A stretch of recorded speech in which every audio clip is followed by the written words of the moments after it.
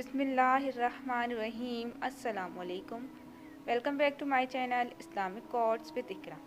نبی علیہ السلام کا فرمان ہے کہ میرا جو امتی میری 40 احادیث کو یاد کرے گا تو قیامت والے دن میں اس کی سفارش کروں گا۔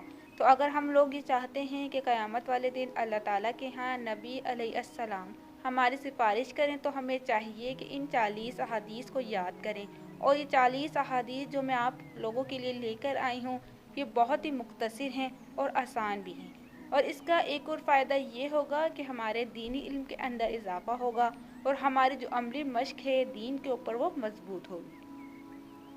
جمعے کے دن کی موت۔ جو مسلمان بھی جمعے کے دن یا شب جمعہ میں انتقال کر جائے اللہ سبحانہ و تعالیٰ اسے عذاب قبر سے محفوظ رکھیں گے۔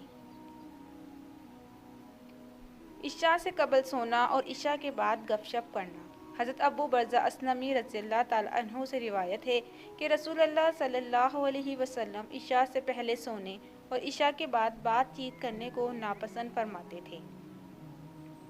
مخفی صدقہ کرنا یعنی کہ چھپ کر صدقہ کرنا۔ نبی کریم صلی اللہ علیہ وسلم نے ارشاد فرمایا، مخفی طریقے سے صدقہ کرنا اللہ کے غضب کو ٹھنڈا کرتا ہے، یعنی کہ اللہ کے غصے کو ٹھنڈا کرتا ہے۔ ٹھہر ٹھہر کر پانی پئیں۔ رسول اللہ صلی اللہ علیہ وسلم نے ارشاد فرمایا، جب تم پانی پیو تو گھونٹ گھونٹ کر کے پیو اور گھٹا گھٹ بڑے بڑے گھونٹ لے کر نہ پیو، کہ اس سے جگر کو نقصان پہنچتا ہے۔ نظر تیز کرنے کا نبوی نسخہ۔ حضرت ابن عباس رضی اللہ تعالیٰ عنہما سے روایت ہے کہ نبی اکرم صلی اللہ علیہ وسلم نے ارشاد فرمایا، بلا شبہ تمہارے سرموں میں سب سے بہترین سرما عصمت ہے، جو نظر کو تیز کرتا ہے اور پلکوں کے بال اگاتا ہے۔ عورتوں کا جہاد۔ ام المومنین حضرت عائشہ رضی اللہ تعالیٰ عنہ فرماتی ہیں کہ میں نے نبی اکرم صلی اللہ علیہ وسلم سے جہاد کی اجازت چاہی تو آپ صلی اللہ علیہ وسلم نے ارشاد فرمایا، تم عورتوں کا جہاد حج ہے۔ غسل جمعہ۔ پورے ہفتے کی طہارت۔ رسول پاک صلی اللہ علیہ وسلم نے ارشاد فرمایا، جس نے جمعے کے دن غسل کیا تو وہ اگلے جمعے تک گناہ و معیشت کی گندگی سے پاک ہو گیا۔ حسن اخلاق۔ رسول اللہ صلی اللہ علیہ وسلم نے ارشاد فرمایا، جو تم سے تعلق توڑے تم اس سے جوڑو، جو تمہیں محروم کرے تم اسے عطا کرو، اور جو تم پر ظلم کرے تم اسے معاف کرو۔ گھٹیا انسان کی نشانی۔ رسول اللہ صلی اللہ علیہ وسلم نے ارشاد فرمایا، آدمی کے گھٹیا ہونے کے لیے یہی کافی ہے کہ وہ اپنے مسلمان بھائی کو حقیر سمجھے۔ چھوٹے سلام میں پہل کریں۔ نبی اکرم صلی اللہ علیہ وسلم نے ارشاد فرمایا، چھوٹے بڑوں کو سلام کریں، گزرنے والے بیٹھے لوگوں کو سلام کریں، اور کم تعداد والے زیادہ تعداد والوں کو سلام کریں۔ موت کو ہمیشہ یاد رکھو۔ حضرت ابو ہریرہ رضی اللہ تعالیٰ عنہ سے روایت ہے کہ رسول اللہ صلی اللہ علیہ وسلم نے ارشاد فرمایا، موت کو کثرت سے یاد کیا کرو، جو تمام لذات کو ختم کر دینے والی ہے۔ کھانے پینے کی اشیاء میں پھونک نہ ماریں۔ حضرت عبداللہ بن عباس رضی اللہ تعالیٰ عنہما سے روایت ہے کہ رسول اللہ صلی اللہ علیہ وسلم نے برتن میں سانس لینے یا اس میں پھونک مارنے سے منع فرمایا ہے۔ عورت کے لیے فتنے سے بچنے والا۔ رسول اللہ صلی اللہ علیہ وسلم نے ارشاد فرمایا، قیامت کے دن عرش الہی کے سائے میں وہ شخص بھی ہوگا جسے کوئی حسب نسب والی حسین عورت اپنی طرف برے ارادے سے بلائے اور وہ کہے کہ میں اللہ سے ڈرتا ہوں۔ شفاعت مصطفیٰ صلی اللہ علیہ وسلم سے فیضیابی کا نسخہ۔ رسول اللہ صلی اللہ علیہ وسلم نے ارشاد فرمایا، قیامت کے دن میری شفاعت سے سب سے زیادہ فیضیاب ہونے والا وہ شخص ہوگا جو سچے دل سے یا سچے جی سے لا الہ الا اللہ کہے۔ انسانوں میں بدترین انسان بد اخلاق انسان ہے۔ نبی کریم صلی اللہ علیہ وسلم نے ارشاد فرمایا، لوگوں میں بدترین شخص وہ ہے کہ جسے اس کی بد کلامی کے ڈر سے لوگ چھوڑ دیں۔ نامحرم عورت سے مصافحہ یعنی کہ ہاتھ ملانا ہاتھوں کا زنا ہے۔ رسول اللہ صلی اللہ علیہ وسلم نے ارشاد فرمایا، ہاتھوں کا زنا نامحرم عورت کو چھونا ہے۔ اللہ والوں سے دشمنی کا بھیانک انجام۔ رسول اللہ صلی اللہ علیہ وسلم نے ارشاد فرمایا، اللہ سبحانہ و تعالیٰ ارشاد فرماتے ہیں کہ جس نے میرے کسی دوست سے دشمنی رکھی میرا اس کے ساتھ اعلان جنگ ہے۔ منافق کی 3 نشانیاں۔ حضرت ابو ہریرہ رضی اللہ تعالیٰ عنہ سے روایت ہے کہ رسول اللہ صلی اللہ علیہ وسلم نے ارشاد فرمایا، منافق کی 3 نشانیاں ہیں، جب وہ بات کرے تو جھوٹ بولے، جب وعدہ کرے تو وعدہ خلافی کرے، اور جب اس کے پاس امانت رکھوائی جائے تو اس میں خیانت کرے۔ چھوٹوں کا اکرام اور بڑوں کا احترام۔ نبی کریم صلی اللہ علیہ وآلہ وسلم نے ارشاد فرمایا، وہ شخص ہم میں سے نہیں جو ہمارے چھوٹوں کے ساتھ شفقت کا معاملہ نہ کرے اور ہمارے بڑوں کے عزت و تکریم نہ کرے اور نیکی کا حکم نہ دے اور برائی سے نہ روکے۔ حدیث پالا میں چھوٹوں پر شفقت کرنے کو پہلے ذکر کرنے اور بڑوں کی تعظیم کو بعد میں ذکر کرنے میں اشارہ ہے کہ جب بڑے چھوٹوں کے ساتھ شفقت کا معاملہ کریں گے تو چھوٹے خود بخود بڑوں کی تعظیم کرنے لگیں گے۔ ماں کے قدموں تلے جنت۔ حضرت جاہمہ رضی اللہ تعالیٰ عنہ نبی اکرم صلی اللہ علیہ وسلم کی خدمت میں حاضر ہوئے اور عرض کیا، یا رسول اللہ صلی اللہ علیہ وسلم، میں نے جہاد میں شرکت کا ارادہ کر لیا ہے اور آپ صلی اللہ علیہ وسلم کی خدمت میں مشورہ کرنے کے لیے حاضر ہوا ہوں۔ آپ صلی اللہ علیہ وسلم نے ارشاد فرمایا، کیا تمہاری والدہ زندہ ہیں؟ انہوں نے عرض کیا، جی ہاں۔ آپ صلی اللہ علیہ وسلم نے ارشاد فرمایا، پھر تو تم ان کی خدمت کرو کیونکہ جنت ان کے پاؤں کے نیچے ہے۔ والد جنت کا دروازہ ہے۔ نبی اکرم صلی اللہ علیہ وسلم نے ارشاد فرمایا، والد جنت میں داخلے کا درمیانی سب سے عمدہ اور آسان دروازہ ہے۔ اب تم اس دروازے کو نافرمانی اور برے سلوک سے ضائع کر لو یا اطاعت اور فرما برداری سے اس کو محفوظ کر لو۔ کہکا نہیں مسکراہٹ۔ حضرت عائشہ رضی اللہ تعالی عنہا فرماتی ہیں کہ میں نے رسول اللہ صلی اللہ علیہ وآلہ وسلم کو اس طرح کھلکھلا کر کبھی ہنستے نہیں دیکھا کہ آپ صلی اللہ علیہ وسلم کے حلق کا کوا نظر آنے لگا ہو۔ آپ صلی اللہ علیہ وسلم صرف مسکراتے تھے۔ خرید و فروخت کا ایک بنیادی اصول۔ عیب دار چیز کا عیب بتانا۔ نبی اکرم صلی اللہ علیہ وسلم نے ارشاد فرمایا، مسلمان مسلمان کا بھائی ہے اور کسی مسلمان کے لیے یہ حلال نہیں کہ وہ اپنے بھائی کو کوئی ایسی چیز بیچے جس میں عیب ہو، سوائے اس کے کہ وہ اس عیب کو اس کے سامنے واضح کر دے۔ مرد و عورت ایک دوسرے کی مشابہت سے بچیں۔ حضرت ابو ہریرہ رضی اللہ تعالیٰ عنہ فرماتی ہیں کہ رسول اللہ صلی اللہ علیہ وسلم نے اس مرد پر لعنت بھیجی جو عورتوں کا لباس پہنتا ہے اور اس عورت پر لعنت بھیجی کہ جو مردوں کا سا لباس پہنتی ہے۔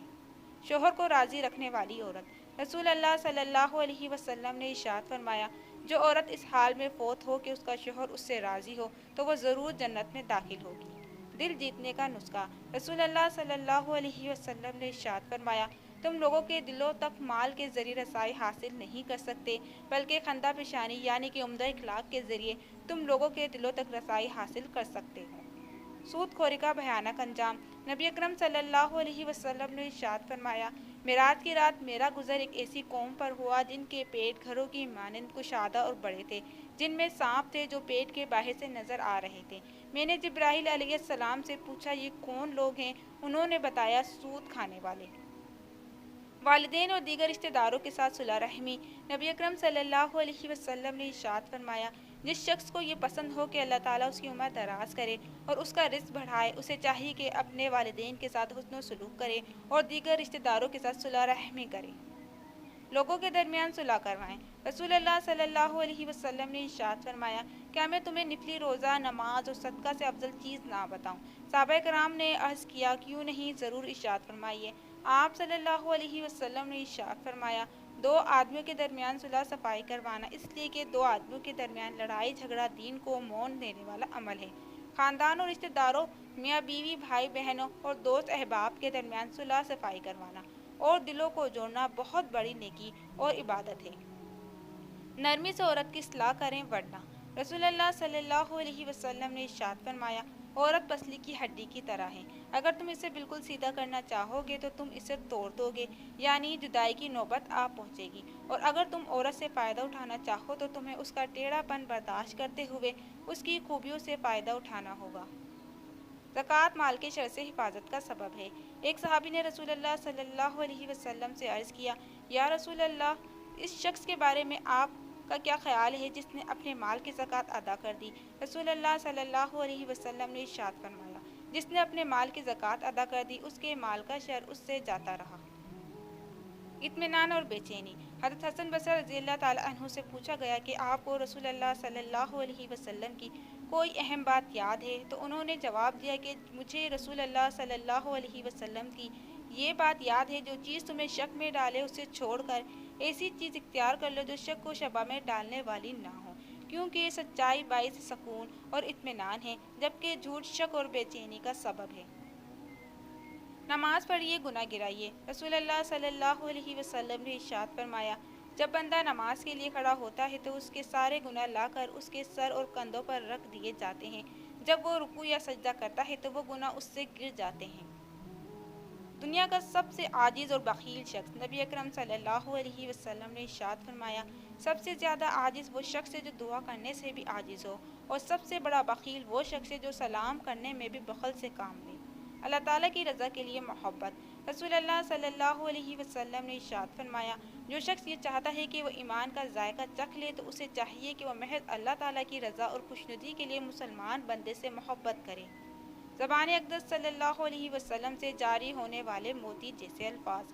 حضرت عائشہ رضی اللہ تعالیٰ عنہ فرماتی ہیں کہ رسول اللہ صلی اللہ علیہ وسلم اس قدر ٹھہر ٹھہر کر گفتگو فرماتے تھے کہ اگر کوئی گننے والا آپ صلی اللہ علیہ وسلم کے الفاظ گننا چاہتا تو گن لیتا۔